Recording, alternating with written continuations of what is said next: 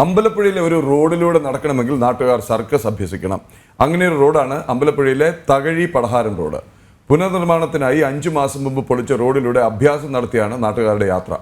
Road പുനർനിർമ്മിക്കുന്നതിന്റെ ഭാഗമായി വൈദ്യുതി ലൈനുകൾ മാറ്റിസ്ഥാപിക്കാൻ KEB എസ്റ്റിമേറ്റ് തയ്യാറാക്കാത്തതാണ് കേന്ദ്ര ഫണ്ട് ഉപയോഗിച്ചുള്ള നിർമ്മാണത്തിന് തടസ്സം.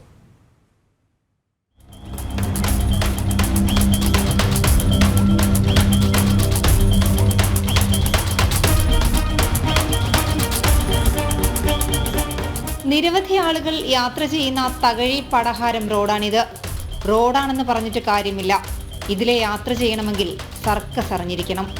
കഴിഞ്ഞ 5 മാസമായി നാട്ടുകാർ അഭ്യാസം നടത്തിയാണ് ഈ റോഡിലൂടെ യാത്ര ചെയ്യുന്നത്.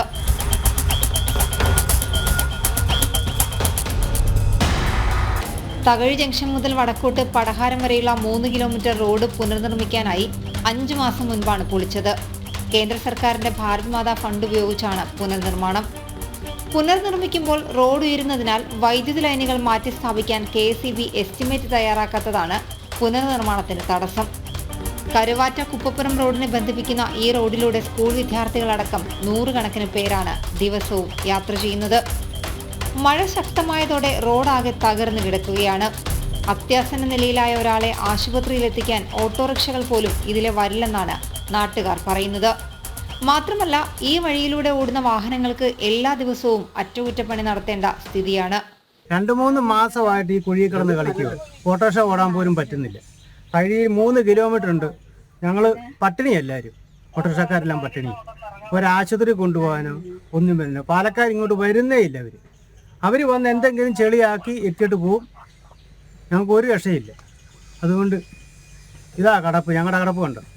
നേരത്തെ പടഹാരത്ത് നിന്ന് 5 മിനിറ്റ് കൊണ്ട് വാഹനത്തിൽ തകഴിയിലെത്താമായിരുന്നു. ഇപ്പോൾ റോഡ് തകർന്നു കിടക്കുന്നതിനാൽ മണിക്കൂറുകളെടുത്താണ് നാട്ടുകാരുടെ യാത്ര. റോഡ് നിർമ്മാണത്തിനായി ഇറക്കിയിട്ട മെറ്റൽ കൂനകളിൽ കാട് പിടിച്ചു തുടങ്ങി. എന്നിട്ടും അധികൃതർക്ക് കുലുക്കമില്ല. മഴ ശക്തി പ്രാപിച്ചതോടെ ഓരോ ദിവസം കഴിയുന്തോറും റോഡ് തകർന്നുകൊണ്ടിരിക്കുകയാണ്. പോലും പൊളിക്കാൻ സ്ഥലമില്ല, ഗ്യാസ് വന്ന സ്ഥലമില്ല, വരാനെടുക്കാൻ ഞങ്ങൾക്ക് അതൊക്കെയാണ് ഏറ്റവും വലിയ ബുദ്ധിമുട്ട്. രോഗം വന്നാൽ ഞങ്ങൾക്കൊന്ന് പോകാൻ സ്ഥലമില്ല, ഒരു വണ്ടി വരത്തില്ല, ഒരു വഴിയും ഞങ്ങൾക്കില്ല. ഇത് ദുരിതത്തിൽ കിടന്ന് ഞങ്ങൾ കിടന്ന് കളിക്കുക. മാസങ്ങളായി പ്രദേശവാസികൾ അനുഭവിക്കുന്ന യാത്രാ ദുരിതത്തിന് പരിഹാരം കാണണമെന്നാവശ്യപ്പെട്ട് വിവിധ സംഘടനകൾ സമരവും നടത്തി. എന്നിട്ടും അധികൃതർ അനങ്ങുന്നില്ലെന്നാണ് നാട്ടുകാരുടെ പരാതി. ജനം, ആലപ്പുഴ.